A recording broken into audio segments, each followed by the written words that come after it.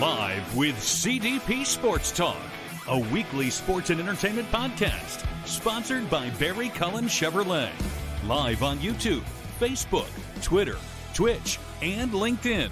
And on audio via Apple Podcast, Google Podcast, Spotify, Anchor FM, iHeartRadio, Amazon Music, Radio Public, and TuneIn. Now, here's your host, Chris Palme.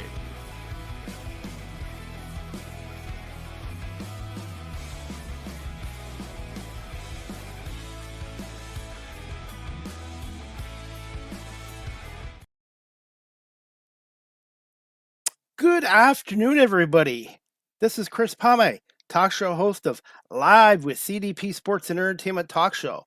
This is season 12, episode 15, overall 620 of Live with CDP Sports and Entertainment Talk Show, sponsored and brought to you by Barry Cullen Chevrolet Dealership, located at 905 Woodlawn Road West in the Guelph Auto Mall. Check out their website, barrycullen.com, for the newest selection of new and pre-owned GM vehicles, along with their great selection of all-electric vehicles and Cadillac vehicles as well. You can call the dealership at 519-824-0210 and tell them Chris Palme sent you, or you can email them at info@barrycullen.com.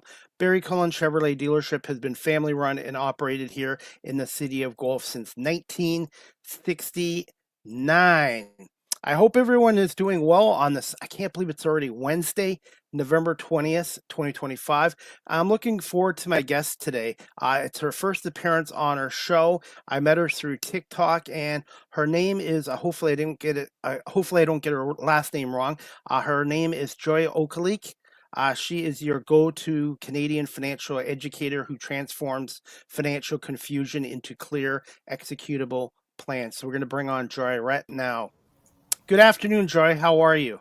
I'm very well, thank you. Thanks, Chris, for the opportunity. I'm really glad to be here. You're very welcome. Now, did I butcher your last name? I want to make sure I got it right.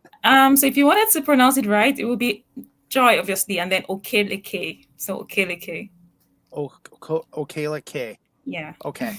Thank you so much for that. I always try to get my my guest names right, especially the last names. Yeah. Thank you so much, Joy. How are you doing? How's everything on your end? Oh, going great. I mean, we're in winter, right? Or we're still getting to that point. But I mean, it's nice weather today, so I'm doing great. Doing good.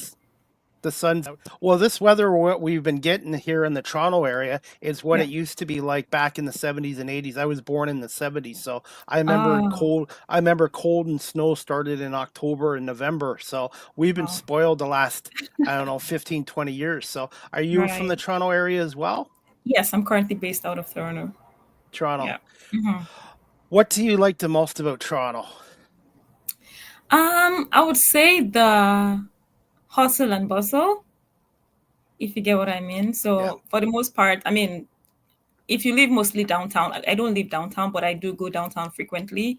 And it's just like, the energy, the vibes, people just, going back and forth, going up and down. It's like there's no dull moment. The night doesn't sleep, downtown. There's just people going about their businesses. And that does something to you, right? It just gives you some sort of, very subconscious transfer of energy to you, even in days where you're just not feeling like it, or in days where you're just feeling, out of place or just feeling downcast. But by the time you just see like people just, going about their day, it's kind of like, just kicks in that energy, at least for me, and just makes me, just realize that, hey, I need to keep going regardless of whatever it is I'm feeling. So yeah, that's for me. That's the really interesting thing I love about Toronto. Are you originally from Toronto? No, so I'm from Nigeria, originally from Nigeria. I moved here about almost 4 years now. Yeah.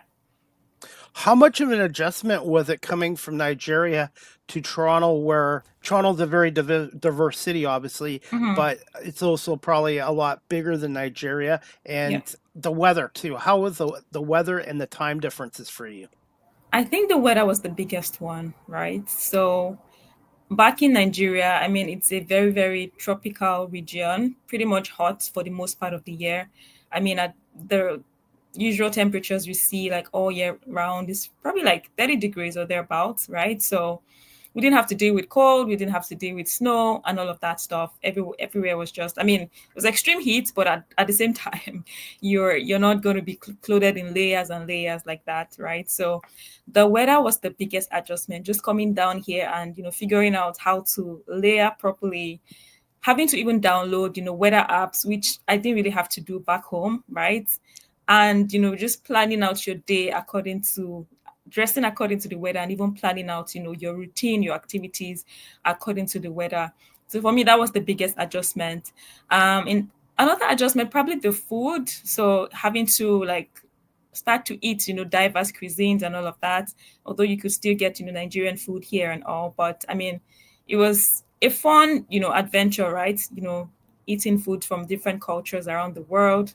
That was another big adjustment for me. And then in terms of the time difference, yeah, I mean, that was also a huge, adjustment. I think we're about 6 hours ahead of Nigeria. So if I had to speak with family, I have to be considerate of the fact that they might be asleep at this time, so you can't call at this time, or they might be at work or church, wherever. And just putting all of that into consideration, I think. But yeah, I mean, almost 4 years down the line now, and I think I'm pretty adjusted. Congratulations. Now, how long of a flight was it from Nigeria to Toronto? I think I had probably two layoffs, so probably layovers rather. So probably about 10 to 15 hours, if I'm not wrong. Yeah, about that. Do you About still that. go down? Do you still go back home to Nigeria to visit family occasionally? So since I've got here, I haven't gone back, but I have plans to go back. I mean, probably next year, sometime next year. All Yeah. right. Joy, can you tell my audience a little bit about yourself and where did you attend school and who were some of your did you have any early influences and mentors? Mhm. Yeah, sure. So basically, I mean, as you already introduced me, I am a financial educator, or you could call me a money enthusiast as well. And basically, what that just means is that, I love to talk about money. I love to encourage people and just cheerlead them as well to, make their money work for them. I consider myself to be currently on a financial freedom journey, right? And for me, what's important is, not having to go on that journey alone. I want to carry as many Canadians as possible on that journey with me. And one way I'm doing that is just by sharing the financial knowledge and literacy that I have gathered, over the years. And in terms of big influences on where I went to school, so I went to school, my undergrad degree, I had an undergrad degree in information systems management from Covenant University. So that's back in Nigeria. And then I went on to get a master's degree in international business in University of Salford, that's in Manchester, in the UK. For my biggest influences, I think I read a couple finance books, growing up, and then that just came from my dad also just being a big, evangelist of saving, like right from a very very tender age. He would always make us or tell us, you have to start saving money. You can't just consume all you have or spend all you have to start to save. And he of course taught us some tips and all of that on how to really really save the right way. He didn't really have much knowledge about investing, so that investment component was missing for some time, until much later when I met with a friend of mine back in uni. I think I was probably in year one in uni, and she said, "Hey, have you heard about the stock market?" And I'm like, "No, what's that?" And with the limited knowledge she had back then, she just explained it to me. This is how it works. You buy a slice of a company. That's how you buy stocks. And so she said, "Hey, let's try to buy, Apple." And so that was my first, introduction to investing. With the little amount of money I had, I bought a fractional share of Apple and a couple other, local companies back home in Nigeria at the time. And yeah, that's just how, I kept going on and on. And eventually after graduation, I was lucky enough to work in the banking sector for a couple of years. So that further, just expanded the knowledge that I had gathered or started to gather in finances and in money. And yeah, here we are today. How important was the education part of it? And what age did you really take an interest in the financial industry? So I would say it probably did happen by accident, if I could say that, yeah. Because I don't think I actually did go out, turning in my resumes just to like banks alone or just, the financial industry. After I graduated uni, I just really wanted a job. Like I wasn't really mindful of, what sector or what industry was going to be. Because like I mentioned, I studied IT, right? So just anywhere I could use the IT skills I had gathered at the time to work was just the goal. And, luckily enough for me, I got, a role in the banking industry. And yeah, that was just how it happened. So it wasn't a case of me being particularly interested, in the financial sector. I was just lucky. And being there just sparked the interest that had already started to build from, the early years in my university days. I know with myself, when I grew up earlier, I learned how to save money and invest money from my mom. Now, I want to Mhm. get your opinion, Joy. Do you feel it should be completely up to the parents to teach your kids about the value of a dollar and economics, or do you feel it should be a combination of from home and the school system? I think it should be a perfect combination of the school system and the home as well. So in terms of, in the educational sector, so the schools, universities and all of that, I think that, the theoretical knowledge should come from there. And then in terms of the practical knowledge, so practicalizing everything the school has taught you about, money and how money works, then the opportunity to put that into practice should come from like the home and the parents. But that's not to say that okay, parents should not also, instill the theoretical knowledge in their kids as well. So I think it will be a combined effort, from both sides, right? I saw a quote one day, and I think it said, the real generational wealth is not just wealth that is passed on, from child to grandchild. It's actually the knowledge that is passed, the financial knowledge that is passed. It's not just the money, the material money itself, right? So if you're really, really, big on living, generational wealth for your kids, wealth transfer strategies and all of that stuff, I think the first step for anybody would really be to instill financial knowledge in their kids from a very early age. And it could be as little as, hey, you have a 2 year old, you have a 3 year old, and an aunt or an uncle, whoever, grandma, grandpa gives them, $5, $2 at Christmas. I mean, the simple message there could just be, hey, now you have $5. Tomorrow there's no guarantee that you would have another $5. Next week there's no guarantee. So how about you spend just $2 out of it, and the remaining $3 we save that for another time when we really do need money and we don't have any money. That's a lesson in savings for that child, for his level or for her level, and you just build on from that. So yeah, it's a combined effort for me. I know when I was growing up in the 70s and 80s, there was a term that was called keeping up with the Joneses. And now I feel it applies to social media, the internet, because you go on the social media internet, you see these people with these fancy cars, Yeah. homes, Hmm. vacations, and then people feel the need to keep up with the Joneses. And I Yeah. wanted to get your thoughts on the internet and social media too, getting more people into debt. Yeah, I do think that that's a really, really big thing. It's actually a real thing. The fear of missing out is such a big thing. And really, the influence of social media is the number one culprit as to why people are, getting into debt. So you log into TikTok and you see people, being on different trends, showing, all of the things that they do own, material stuff, the designer shoes, the designer bags. And it's very easy for you to just slip into that and, think that your life is not going as well just because you don't have those things, that are being shown by the other people on the media. But I think that, and again, that just goes back to what we were talking about earlier about financial literacy, right? So, financial literacy at the end of the day leads you to a state of financial maturity. So, you get that financial maturity, and you're at the point where you're just like, regardless of how every other person spends their money, because I know enough about my cash flow. I know what's coming into my account. I know what's going out of my account. I know how well to manage my money. I know how much, investments I do have. I know what my net worth is, without necessarily having to show off these things. Because most of these things that are even being shown off are things that are not assets, really. They are liabilities and they depreciate, with time. So that financial maturity comes in knowing that, you're better off accumulating assets than accumulating liabilities. And so at the end of the day, whatever you're seeing on social media, it's just simple entertainment for you. You're not being faced by it, and you're not being pushed or motivated into going into some sort of debt because you want to impress a particular group of people on the media. So yeah, again, financial literacy is key for you.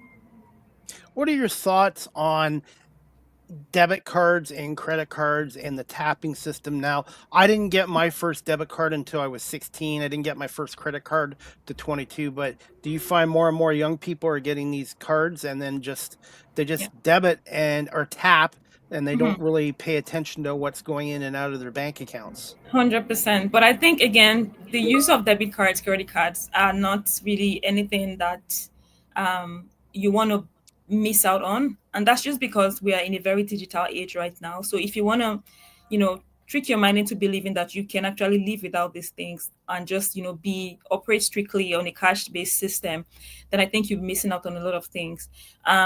So speaking on even just credit cards now, we know that we live in a very, very credit driven society, right? Without your credit cards or without being in one form of credit or debt or the other, it's pretty much difficult, to build your credit history in the country, right? So it's a necessity that everybody has to, incur set some level of debt at some point or the other. But as long as you have proper debt management in place, then you're gonna be good. But for me, my thoughts on just having these cards is just basically you need to understand how the cards work so that you don't misuse the cards. And then you also need to be financially disciplined, right? Because if you don't have financial discipline, at some point you just might overuse your credit cards or even forget the fact that the money in the credit cards is really not your money, right? It's money that has been sort of, quote unquote, loaned you for a certain amount of time, and then you have to repay back that money, right? So financial discipline definitely does come into play when it comes to holding up or having any of these cards. And so for young people who have cards, teenagers, I mean, they need to really be properly educated on what these cards are, how to properly manage their inflows and their outflows with these cards, and how to not just carelessly utilize these cards just because they do have access to it.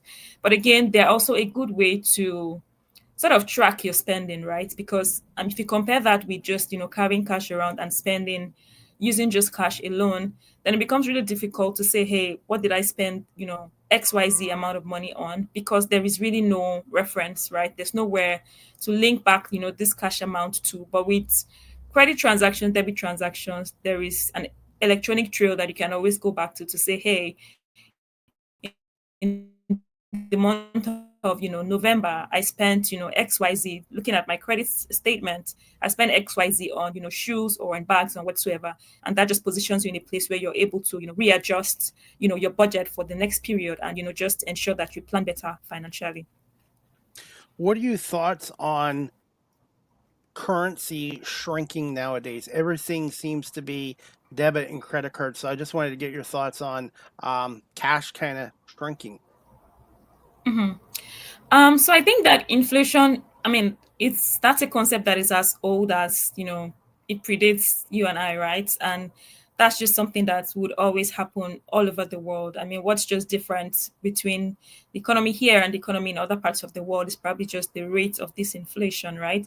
And I think currently the inflation rate in Canada is probably at 2.4% or thereabout, right? And so just knowing that inflation is something that is always is here to stay, right? We need to continually find ways to ensure that our earnings outpace the inflation rate, right? So in terms of, and I'll just link that back again to people who typically rely on savings, right? So if you do leave your money in a savings account, what happens is the banks pay you a very, very minor, very little amount of interest on that. So say 0.05% or 0.0 1%, 2%, and thereabout. And then vis-a-vis the inflation rate right now, which is about 2.4%, you see that at the end of the day, the $2,000, the $5,000 you had saved in the bank would not do as much as it would do for you last year, if you held on to that money in the bank for next year, because inflation will catch up with that. And so what happens is, for a lot of um, businesses, who try to, keep up with the inflation. I mean, you were talking the other day about shrinkflation, right? What happens is that as a response to the inflation rates, many companies, so manufacturing companies, just even service providers, they try to sort of, they don't want to increase the prices they're charging for these things. And so what they do is to shrink down, the quantity, when we're talking about product based now, the quantity that is being sold per unit at the same price, right? So that's just a response to, how they are managing or tackling inflation. But for we, the consumers, I think what's important to note is just the fact that inflation is here to stay. Inflation will always happen. And so what you should have at the back of your mind at every point in time is, how do I make my money, work for me in such a way that it outpaces inflation?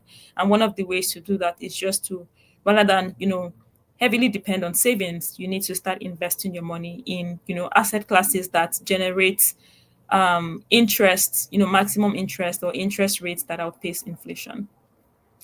Do you feel the government should step in about these businesses that are uh, shrinking the product size and charging more money?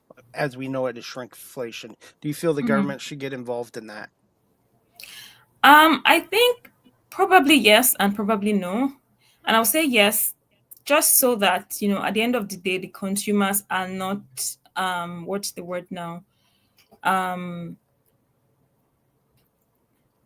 I think just so we have some measure of control, right? Just so that at the end of the day, we're not sort of quote and unquote cheated. And again, this is really relative, because you have to think of the fact that there's a lot of costing that goes into place before a business, arrives at the final price for their product or for their service, right? If it's a product based, business, they're probably looking at, cost of logistics, transportation, cost of packaging. What else is there? Cost of even paying, their staff and all of that. With the tariffs going on now, if they are in an industry that's heavily impacted by all of those costs trickle down to them at the end of the day, right? So yes, I do think that there should be some sort of controls, just so that the consumers at the end of the day are not exploited, by the fact that yes, there's inflation, and so people are just pricing their things, in a way that, doesn't really match with the inflation levels. So yeah, there should be that. But at the same time, how much control? That's the question, right? Should there be a fixed amount of control the government should have, or should it just be, um, you know, on a case by case basis? I think those are really the questions that we should be asking. But I do think yes, there should be some measure of control so that we are protected at the end of the day. Want to get your opinion on this too, Joy. When people get paid either weekly or bi-weekly, Mhm. ideally, what percentage of that check should they kind of put away into a savings account or tax-free Mhm. savings account? Okay. And again, this is also, I don't like to give generalized answers, just because everyone's case or situation is different, right? But Different. Yeah. ideally, if I was speaking to somebody who, for example, earns, $2,000 weekly and bi-weekly or monthly, whatever the case is, I do like to apply, the 50-30-20 rule, right? So of course 50%, of that money should go into taking care of your needs, right? Your needs are basically your very mandatory and essential expenses. So your rent, your groceries, your feeding, clothing, all of that stuff. The other 30%, I would say, needs to go into, your wants, right? I mean, because we are human beings that are very hedonistic, we really love pleasure and we don't want pain. So we need to cater to the things that give us joy sometimes. So the remaining 30% should go into our wants. So if you want to travel, go on vacation and all of that stuff, that 30% allocation should handle all of that. And the remaining 20%, that's when we talk about, investing, saving, emergency fund, and all of that good stuff. In terms of, how to allocate that 20% into different investments, I would say try to maximize the use of tax sheltered accounts first, right? So we do have a lot of tax sheltered accounts in Canada. We have the TFSA where it's tax free. We have the registered accounts where it's tax deferred. You have the FHSA that is both, tax free and also tax deductible. And you have the RESPs as well. So depending on what you already have in place or what is lacking, I would say, try to maximize the use of those tax sheltered accounts in making, investments into different asset classes, your stocks, your ETFs, your segregated funds, and all of those good stuff. So it's really on a case by case basis, but I would say maximize the use of tax sheltered accounts first so that you're able to reduce your taxable income at the end of the day. Joy, we met through TikTok. Mhm. How much of an impact has TikTok been on what you're doing as a financial educator? How you Mhm. came up with the name The Money Cheerleader? Mhm. And just explain to our audience a little more about what a financial educator involves. Yeah, sure. So TikTok, I think I only got into TikTok probably 2 months ago. So I don't have such a large following right now. So in terms of the impact I'm making, I'm not sure how far and wide we've gotten yet. But also again in terms of the name, the money cheerleader, I think it just came from a place of just me trying to help people to do more with their money, and that's just because like I said earlier, a lot of research that I did prior, and even when I got to Canada, just showed me that there was a huge financial literacy gap, like within Canadians, right? And seeing statistics that show that 35% of Canadians are in one form of debt, or are not even don't have a savings or don't have an investment, that kind of just touched me, in a different way. And then I just thought about it. I don't want to be part of this statistic, right? I don't want to be part of 35% of Canadians that don't have a savings or an investment. And so what that means is that I do have to take charge of my finances. And so I did a lot of research. I got a lot of education on how best to make my money work for me, and just set myself up, for financial freedom. But at the same time, why do I have to do this alone? Why not carry my friends along? Why not carry my followers along, carry everybody along as much as is within my power and within my sphere of influence? And just because these things are not even things that are so difficult, these are things that you just need to make one or two, tweak one or two things here and there in the way we spend, in the way we budget and all of that stuff. And that just it does move the needle a great extent. And so, yeah, that's just what, sort of motivated me to even start with the name. So, and money cheerleader. I'm just here to, cheer people on, on their journey to financial freedom, and, just help them understand really how money works, especially within the Canadian environment, right? I mentioned I moved into Canada about almost 4 years ago, and the way money works back in Nigeria and the financial system back there is quite different from the way it is here, right? So being a financial educator is part of my job, or part of what I do is just to help people realize, what the financial system within Canada, what it is and how it can work for your peculiar situations. So how you can, invest in a way that, is tax efficient for you, how you can properly manage your debt, how you can protect yourself, which is one big piece that is missing in a lot of the way people, handle their money, right? We don't think about the life after, right? We just sort of live for the present. So it's almost as though whatever happens after we pass, nobody really sits down to really think about that. So nobody's talking about protecting their health with health insurance, critical illness insurances. Nobody's thinking about, leaving some money behind and just ensuring that, their beneficiaries, their loved ones are not in any form of stress, financial stress when they pass on. So no one is looking at life insurance.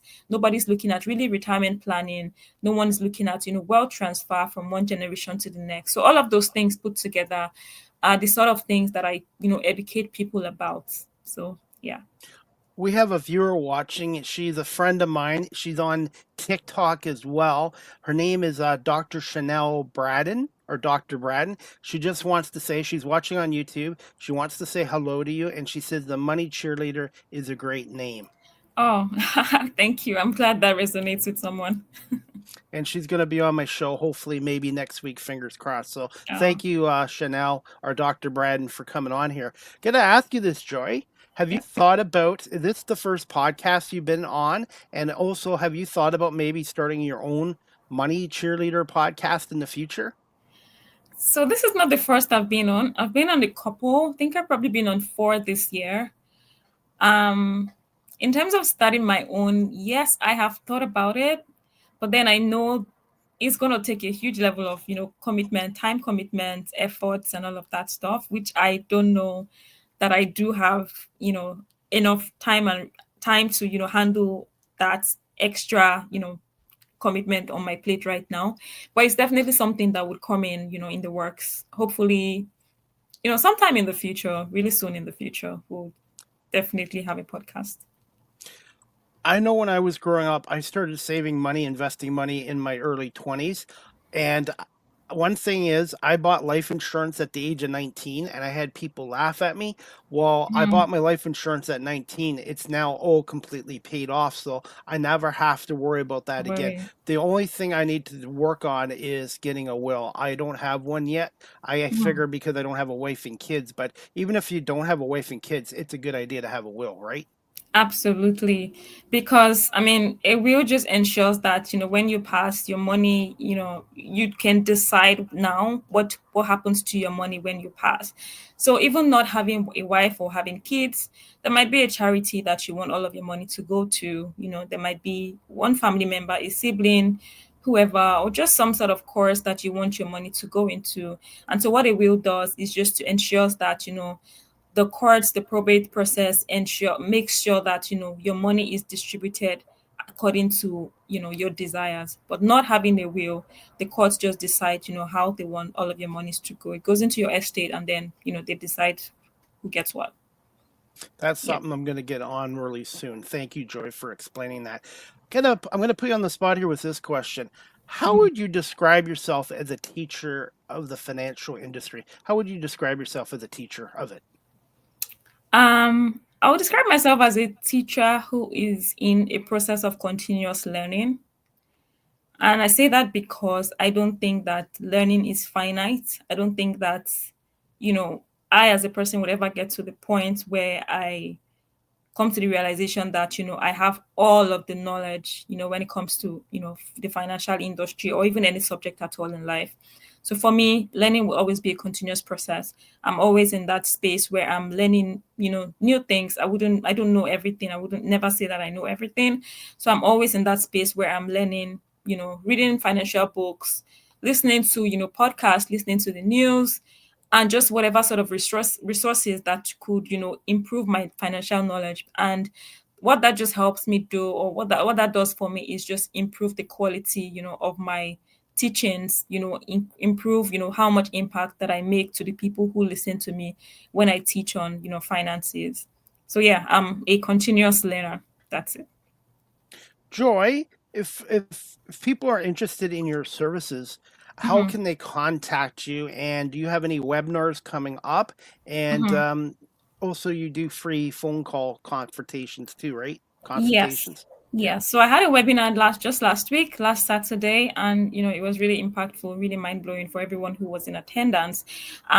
What happens is whenever I do have webinars, I definitely have those announcements go up on my social media platforms. But in terms of how to reach me, on my DMs on TikTok, at the Money Cheerleader, on Instagram as well, I have the same handle, the.moneycheerleader, or you could send me an email, joy.okeleke@gmail.com. I do offer, 30 minutes to 1 hour, financial planning calls to, my new clients. I don't charge a fee for consultations.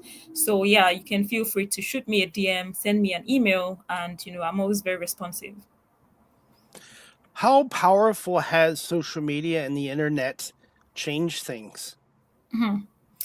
I think one way it has changed things is just, how much more accessible knowledge now is, right? So imagine a world where there was no social media, there was no TikTok, the internet, and even, just nothing.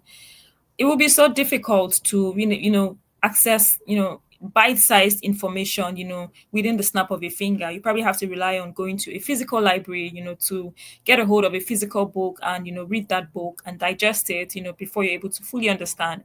But now with social media, you could see 1 minute, 2 minute content that explain like a concept in a way that is that really resonates with you. There are content creators who are like storytellers. They provide their content in storytelling format that resonates with people, and it just simplifies the concept for you, right? So I think that in terms of the impact of social media, it has just made knowledge easily and readily accessible.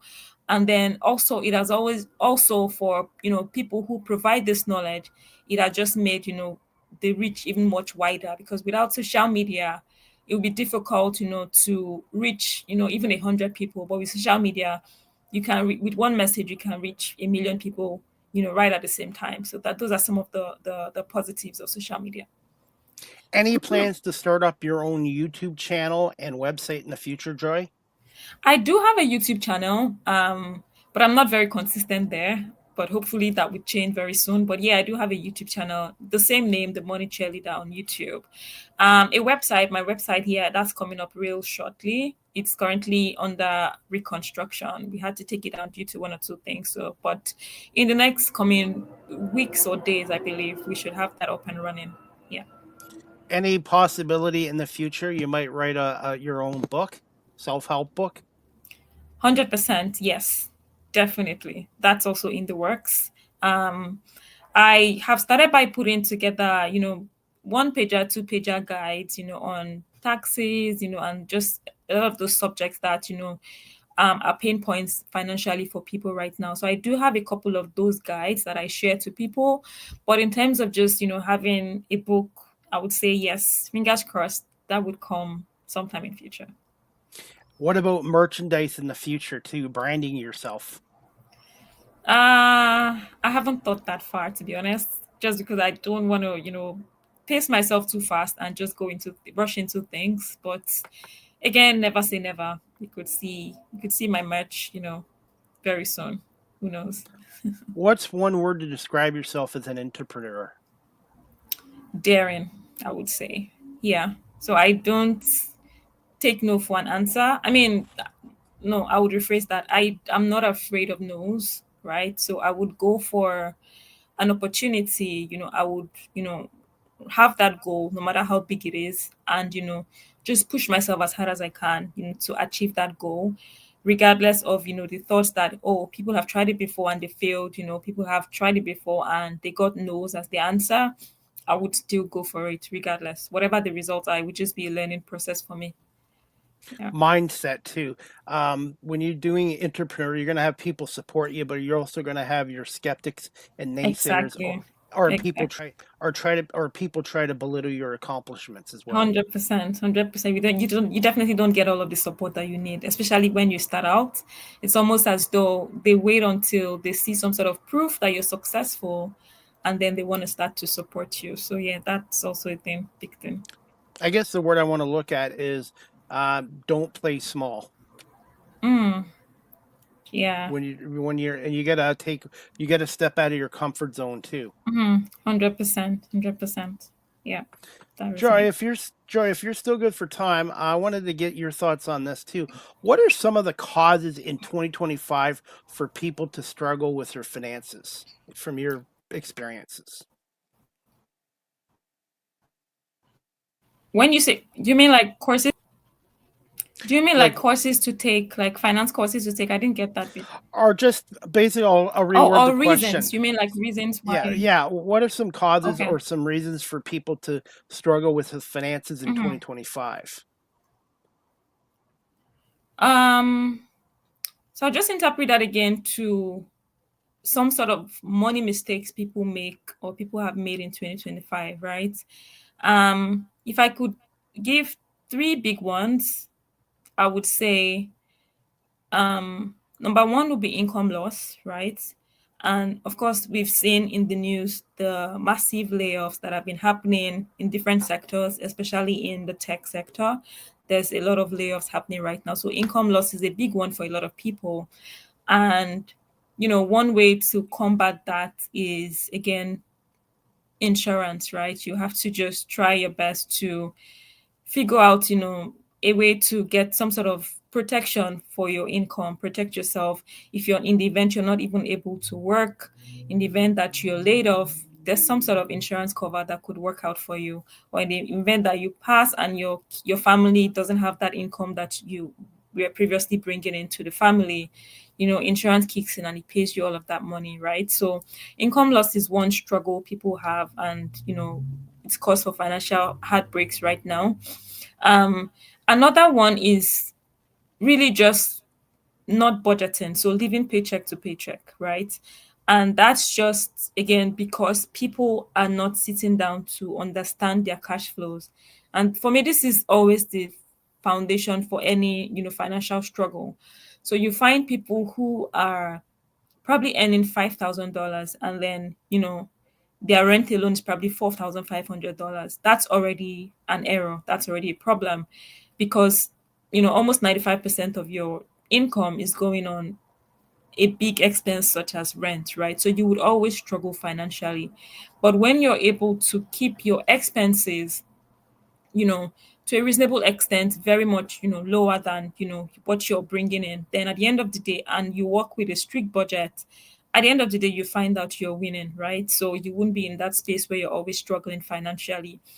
I think another one will be just avoiding financial conversations, right? Because you find out that when, people have more financial conversations, especially with, financial experts, advisors, educators, whoever, then they're able to course correct, in a timely way before they make, those really costly mistakes that take a lot of years to correct. So if you're not speaking to financial experts, if you're not speaking to people who know more than you financially, then you might be doing yourself a disservice, because they will be able to share knowledge with you, sit with you to, explore your finances, show you what you're doing right, show you what you're not doing right, so that you're able to correct your mistakes. So yeah, those are some courses I would say people are finding that, are responsible for the financial heartbreaks they're going through right now. What are your thoughts on AI diminishing the workforce going into the future? Um, so when it comes to the conversations around I like to say focus on, what you're able to control, right? If you want to focus on or get fixated on the fact that, AI would replace, your work, AI would not replace your work. I mean, those are very debatable things, right? But focus on what you can control. And what can you control? You can control your skill acquisition, right? So if AI is, the wave of the moment, why not jump in and learn how the AI works, right? And that just gives you a competitive edge, right, over somebody else who doesn't understand how AI works or has not adopted AI, to even be used to leverage, their outputs as employees, right? So I would say embrace the AI skills and the knowledge, and then at the same time, identify something that AI can do, but cannot do, right? So if I work in, I mean, tech or whatever, and I write codes, AI can write codes, right? But AI is still not human. AI has no sort of emotional intelligence. AI has no sort of, humanity to it, right? It has no empathy. It has no kindness. It has, just all of those other soft skills that, that AI would definitely not be able to have. This is a good time to, sort of strengthen those skills, right? So that in the event that, the decision comes as to whether or not to replace you with an AI tool, then there's also that consideration that, oh, XYZ person is a very empathetic person. We need that sort of skill for this role. XYZ person is a very, kind person, very patient. He listens, from all perspectives and all of that. So that sort of just gives you an edge. And then eventually the topping on the icing on the cake is that this XYZ person also has AI skills, can leverage AI to efficiently, maximize their outputs. So you find that you're also going to be on the winning side. So that's my take on it. AI is here to stay. So embrace it, learn how to use AI tools, but at the same time, strengthen your skills that AI does not have, your social skills, your empathy, just all of the rest of the things that make you human. Yeah.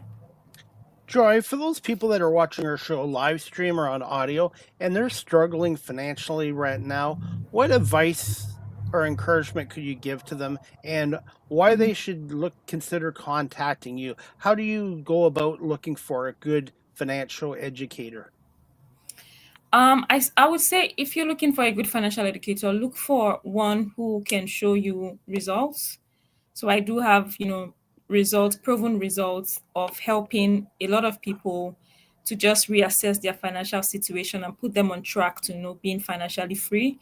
Um, Also a person who does not gloss over your worries, does not gloss over, the peculiarities of your situation. So when people come to me, I like to really just listen in to their peculiar situation. So why are you in this situation?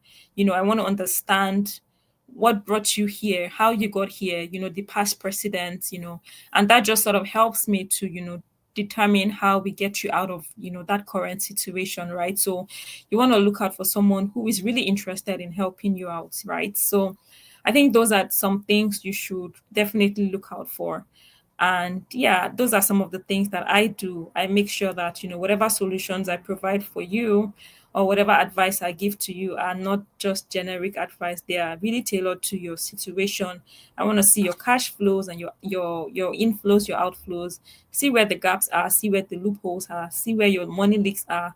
And with that knowledge, I'm able to really just, profess certain solutions that would help you out.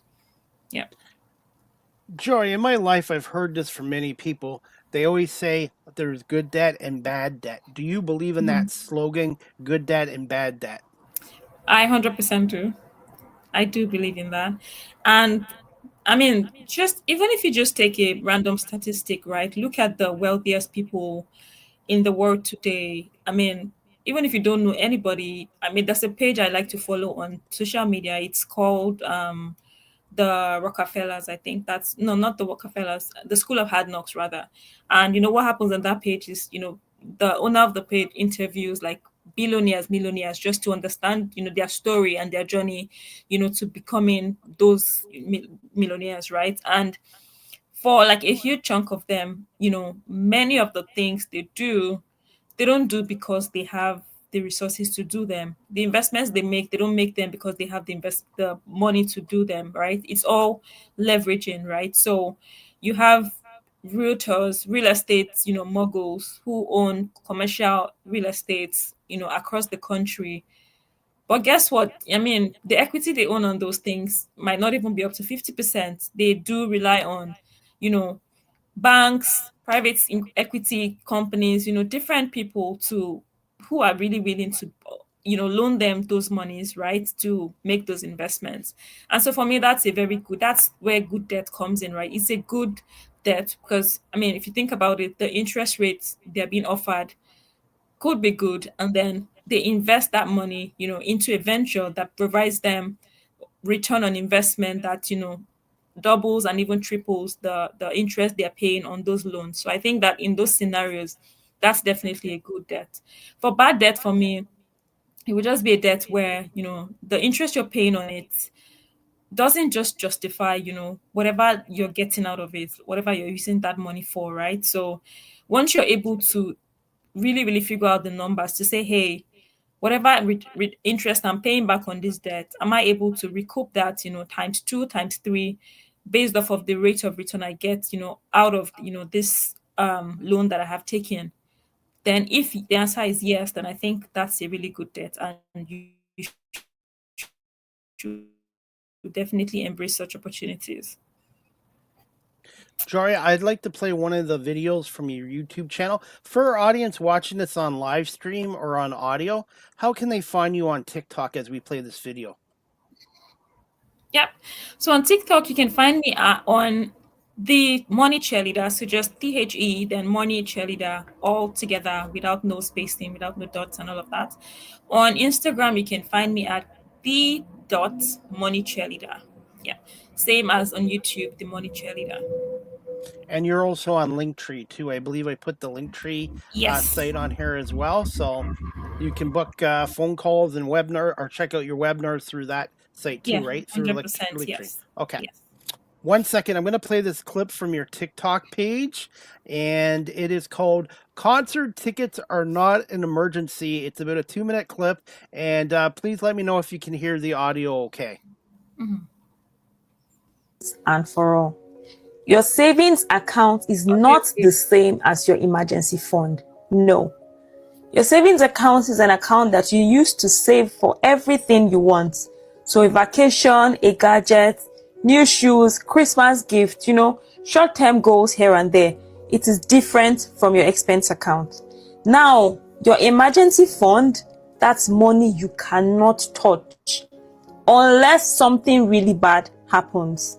So something like losing your job or a medical emergency or even your car breaking down unexpectedly right in the middle of winter. Emphasis on emergency.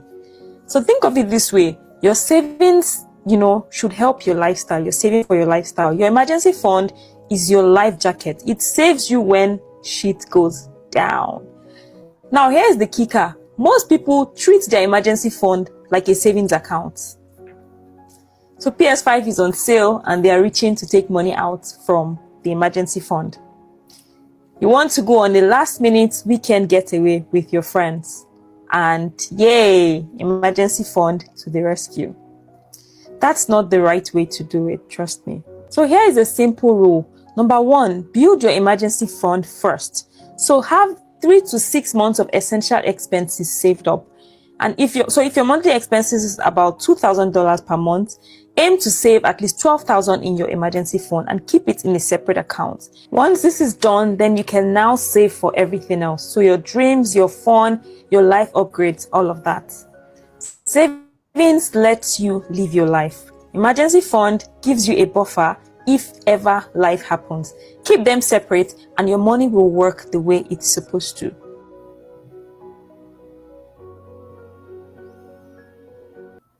Thank you so much, Joy, for letting me play that clip. Thoughts on that video right there? Yeah, so that just came out of, situations I've seen as well from people just managing their monies wrongly, right? And, people just feel like, oh, I do have a savings and, whenever I want to spend, whenever I need to, go on that vacation, do whatever it is I want to do, I'm just able to take out money from that, right? But at the same time, when you ask them, okay, apart from your savings, do you have an emergency fund? And then they're like, my savings is my emergency fund. And that's just not the way it should go. Those are two separate concepts, right? Your emergency fund is something that saves you when there's an emergency. And so you should have that separated from your regular savings, right? And the rule of thumb would always be for emergency fund, you want to aim to have 3 to 6% of not 3 to 6 times your regular monthly expenses. So if your monthly expenses for, a family of five is say $5,000, then you should aim to have at least $15,000 in your emergency fund, just so that in case there's a loss of job, in case there's just, a big emergency that shows up unplanned, then you're able to reach out to your emergency fund and you can cater to that emergency. But then you just find that people just commingle everything together and then they just say, yes, I have an emergency fund, but really what they have is a savings account that they just dip into whenever they need to splurge or whenever they need to go on vacation or whatever it is. So the messaging here is just try to keep it separate. They serve two different purposes. They shouldn't be commingled or used, for the same purpose, really. And when you don't have money coming in, your bank account can shrink a lot too. It doesn't take long. 100%, 100%. You're just gonna keep spending and spending until the whole thing is drained. Yeah. As we wrap up this show, Joy, I saw one of your clips here too. Can you just explain to us why new immigrants to Canada are going broke in year one from your experiences? Yeah. I think that, yeah, again, I think I probably touched on it earlier in the conversations, right? I think number one reason is just not talking to financial educators or not talking to financial experts. So they carry on the same expectations they brought from back home on how the financial system works, and they try to, live out that expectation right here in Canada. And many times it's just such a huge mismatch, right? So case in point would just even be the credit card system, right? So back in Nigeria, where I come from, credit cards are not such a big deal. Like it's not a highly credit driven society. Everybody pays for everything they have or they want to buy in using their debit card. So a very small percentage of the population, carries or has a credit card. And so when you come into Canada with that mentality as well, that, oh, I don't need a credit card, I'm just going to rely strictly on the debit card, that's already one mistake you're making, right? The other thing as well, I'll still hammer on insurance again. Um, Back in Nigeria as well, insurance is not a huge topic, right? Nobody really thinks about, insurance.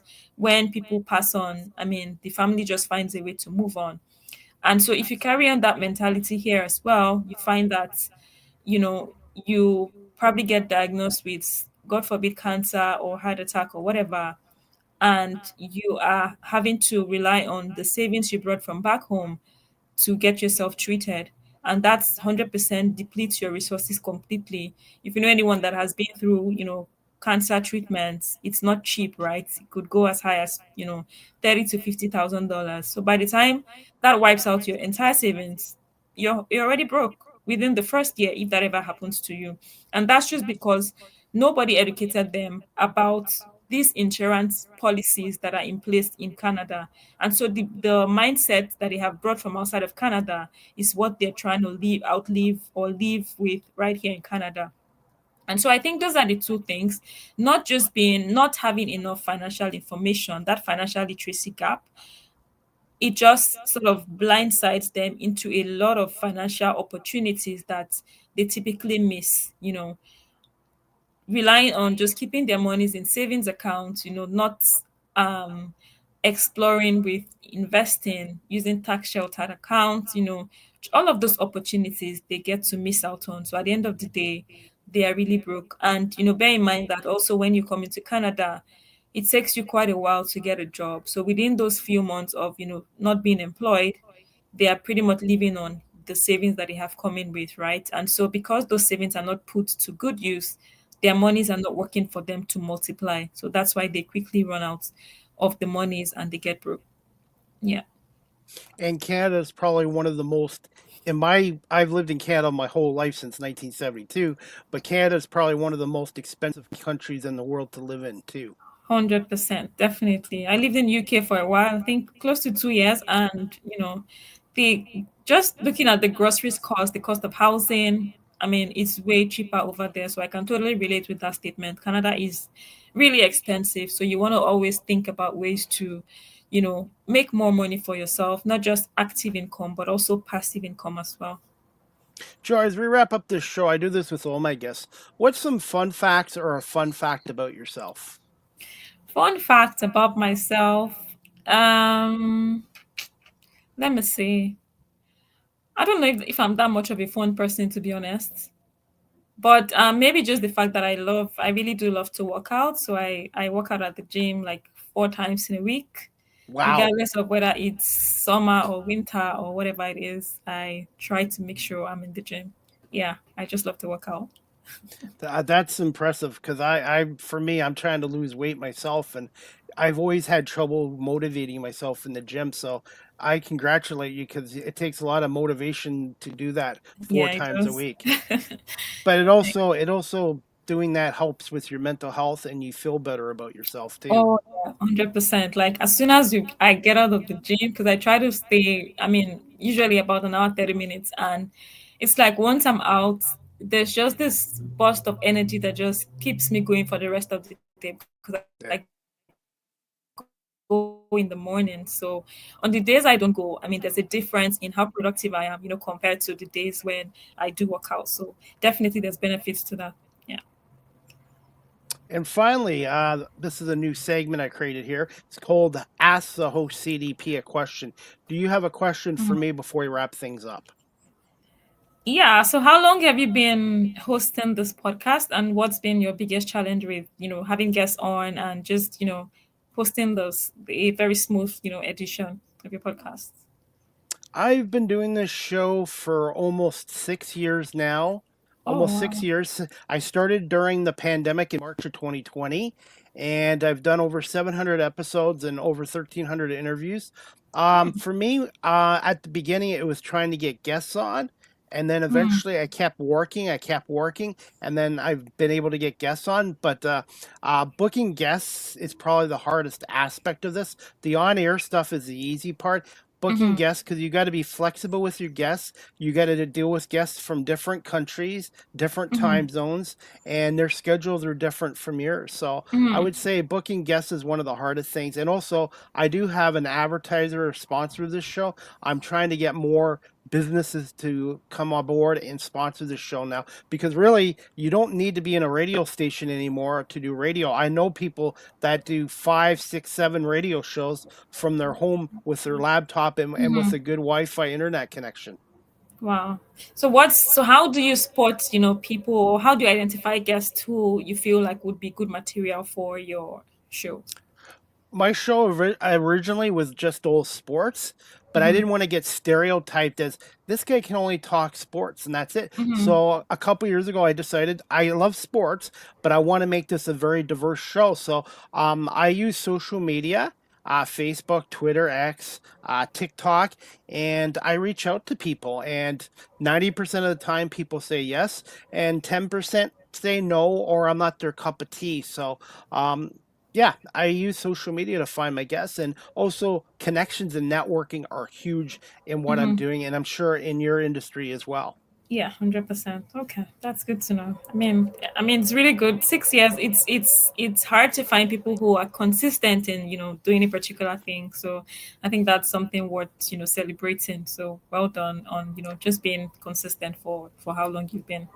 Yeah. Well, thank you. And it's the guests that make a great show. And I've been very lucky into doing this. And I'm trying to build my brand and build my audience. And I have countries in 70 countries around the world listening to this show right now. So Wow. that's amazing. 70 countries. So this isn't a Wow. local talk show, it's kind of Internet. international, worldwide. Yeah. Wow. Wow. That's really impressive. Really, really impressive. Well done. And as we wrap this show up, I joined TikTok 5 years ago at the age of 47. I had a friend say, "Look, you want to get into radio, you need to get on TikTok." And I'm like, "That's for high school kids, teenage kids. That's juvenile." And I had my Yeah. perceptions, and I've learned how to create content and to book guests and cut promos for yourself and myself on here as well. So it's been you have to keep an open mind too. Yeah, absolutely. Oh, wow. Kudos to you. That's really good. Thank you Well so done. much, Joy. And finally, Joy, where can our audience follow you and find you on social media? And do you have a webinar video conference coming up soon that people can join? So the date for my next webinar is not yet set, but it'll be sometime in first quarter of next year. I'll be sure to announce that on my social media handles. But again, on TikTok, you can reach out to me on the Money Cheerleader. On Instagram, you can reach out to me on the.moneycheerleader. And on YouTube as well, you can reach out to me on the Money Cheerleader. Yeah. And you have an open invite to come back on my show again in the future if you like. And I just want to say thank you for giving us over an hour of your time today. And if you can give me a little bit of time tonight, I will send you the full video, the audio, and I will edit the video into reels and clips, and I will tag you in as well. And I want to wish you and your family a happy holiday, Merry Christmas season coming up to you as well. Thank you so much. I wish you a happy holidays as well. Thank you for the invite. I was really, happy to be here, and I had such a great time. So thank you. That's always good because that's what I want. I want my guests to feel comfortable and share their stories and careers on here. So I really appreciate you saying that. And it's the guests that make a show. I'm very fortunate. And I want to say thank you so much, Joy. Thank you. Have a great day. Thank you. Thank you. You too. Thank you. All right, everybody, that wraps up season 12, episode 15, overall 620 of Live with CDP Sports and Entertainment Talk Show, hosted by Chris Pame, sponsored by Barry Cullen Chevrolet here in Guelph. Want to say thank you to my guest again, Joy Okeleke, a Canadian financial advisor as well. Please follow her on TikTok. She's on TikTok, Instagram, and Linktree, and you can see all her social media platforms down here as well. TikTok at the Money Cheerlead, and she's also on Linktree, the Money Cheerleader on Linktree, and Joy is also on Instagram.com as the _money cheerleader on Instagram. So thank you to Joy Okeleke for coming on here today. And as we wrap up this show, guys, I have another announcement. The next Live with CDP Sports and Entertainment Talk Show, brought to you by BarryCullen.com, is going to be on Thursday, November 20th at 3 p.m. Eastern, 2 Central Time, with special guest and a friend of mine. His name is Eli Ong. He's a digital reporter with WGN News in Chicago, and Eli is also a reporter for the Chicago Bears. So Eli is going to come on. We're going to talk about the Bears' 7-3 start this year under first-year head coach Ben Johnson, the former Detroit Lions offensive coordinator, and we're going to talk about Caleb Williams, the young Bears quarterback, and if this team is a contender for the NFC North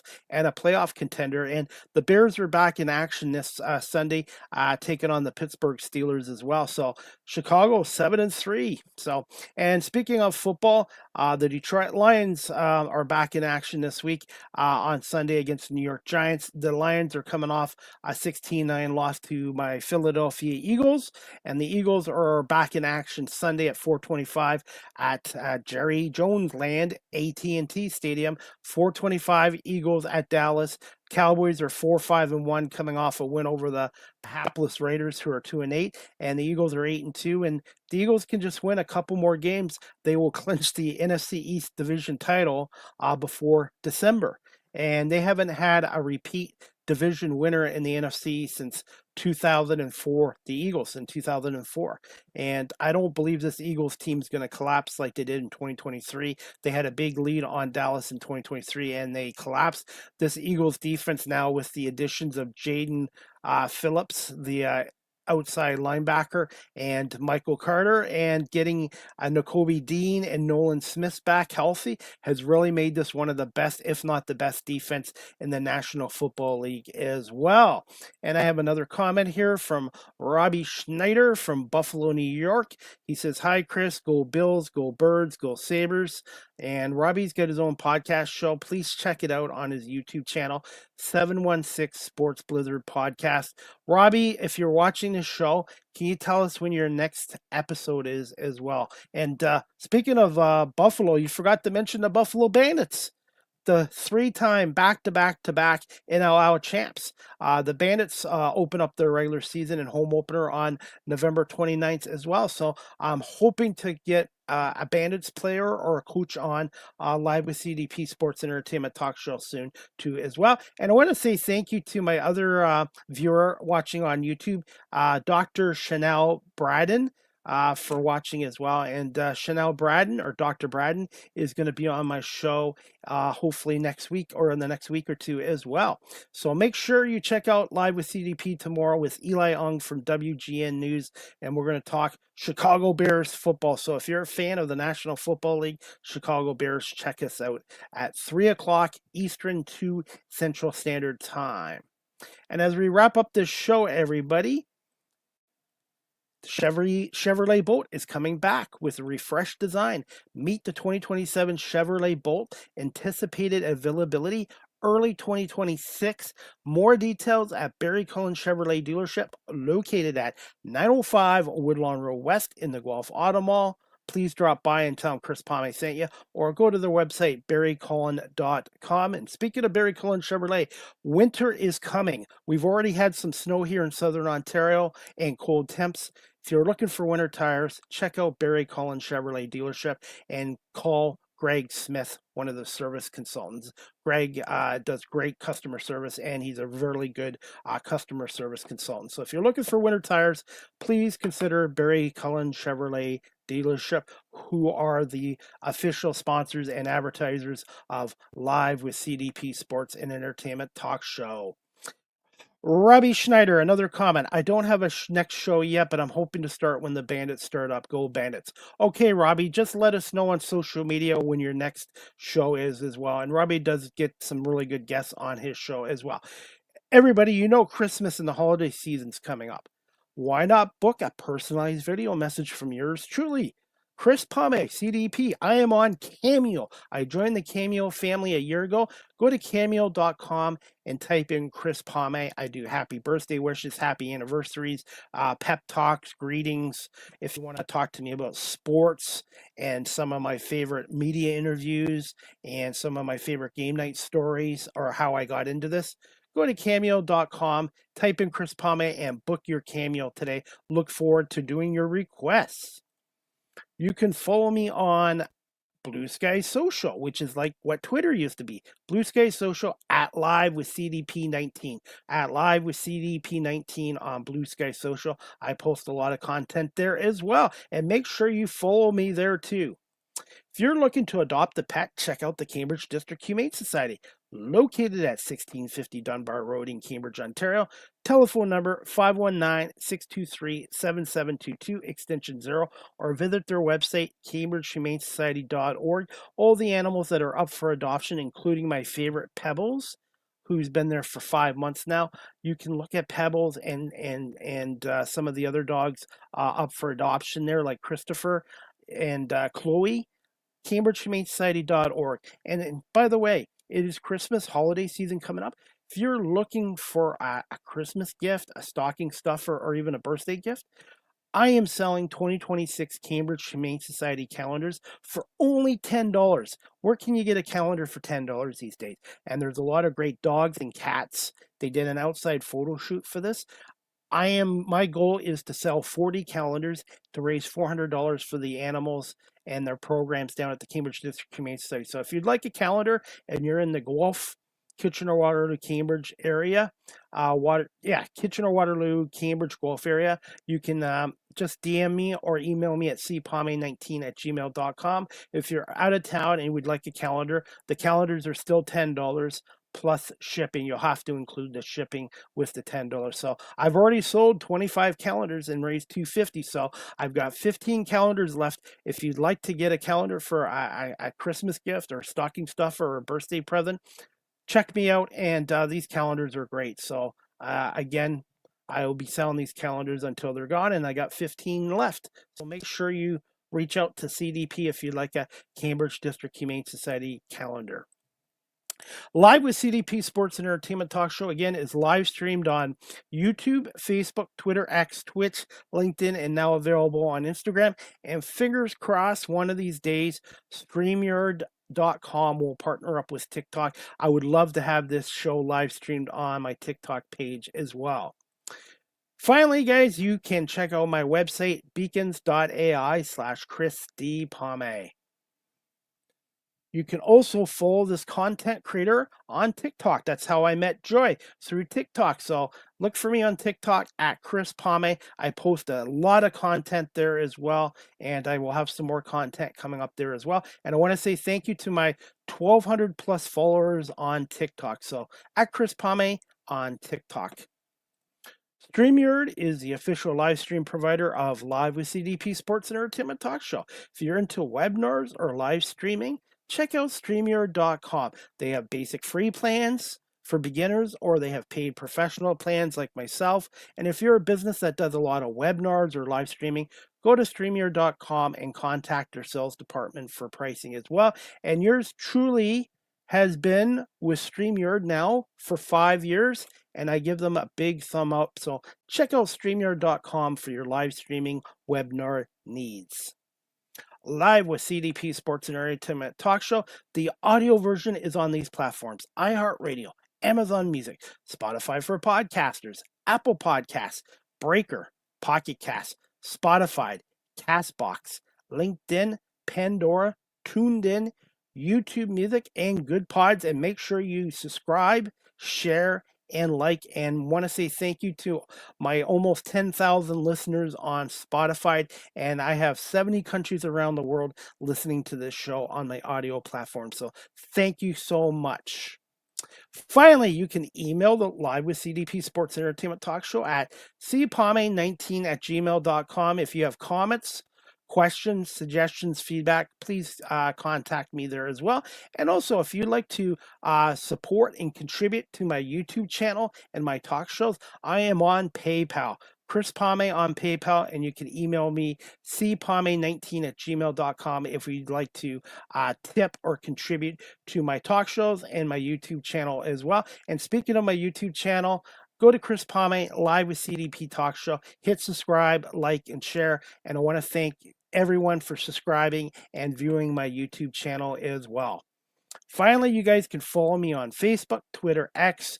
I'm on Threads. I'm on Instagram, LinkedIn, Blue Sky, everywhere on social media except for Snapchat. And again, make sure you subscribe, like, and share on my YouTube channel as well. And that is about it. I want to say thank you to my guest again today, Joy Okeleke. She is a Canadian Financial Advisor for coming on here today. And make sure you follow her on her social media sites as well, like TikTok, Instagram, and her Linktree page as well. And I'm looking forward to my show tomorrow. 3 o'clock tomorrow Eastern, 2 Central Standard Time, with, again, my guest, Eli Ung, his third appearance on our show. He's a digital reporter with WGN News in Chicago, and we're going to be talking 2025 Chicago Bears. That is about it. And the Detroit Red Wings are coming off a big win last night, and the Red Wings are now 12-7-1 with their 4-2 win over Seattle. And the Detroit Pistons won the 11th straight game yesterday, beating the Atlanta Hawks, and now the Pistons have the best record in the NBA East at 13-2, first in the Central, first in the East, 13-2, 11 in a row. Pistons are only 2 wins away from their franchise record, 13 wins in a row. The 89-90 Bad Boy World Champions won 13 in a row, and the 2004 Going to Work Pistons won 13 in a row. So Pistons are only 2 wins away from their franchise record, and both times they won 13 in a row, they won the NBA championship, and hopefully they can get Jaden Ivey back, and they got Oscar Thompson back, Cade Cunningham back. So if the Pistons can continue to get healthy with this young, hungry team, they are definitely an NBA contender as well. So it's a good time to be a sports fan right now in Detroit. The Lions are 6-4. They're a playoff team. The Red Wings are 12-7-1. They're off to a good start. I don't know if they're going to continue it. And the Pistons are 13-2. And the Philadelphia Eagles are 8-2 as well. So I love all the Detroit teams except for the Lions. So I'm just enjoying the Pistons and the Eagles winning right now as well. I hope everybody has a great afternoon. And again, thank you to everyone watching this live streamed on Facebook, LinkedIn, YouTube, Twitch, Twitter, and Instagram. And thank you to everybody listening to this on my audio platforms such as Apple, Spotify, iHeartRadio, Amazon Music, Good Pods, and wherever podcasts are available. And again, thank you to Barry Cullen Chevrolet Dealership for advertising and sponsoring this show as well. I hope everybody has a great day, great night, and we'll see you back here tomorrow at 3 o'clock with Eli Ung from WGN News in Chicago, talking Chicago Bears football. Talk to you guys soon. Have a great day. Thanks for watching and listening to Live with CDP Sports Entertainment Talk Show, hosted by Chris Pame. Good afternoon, everybody.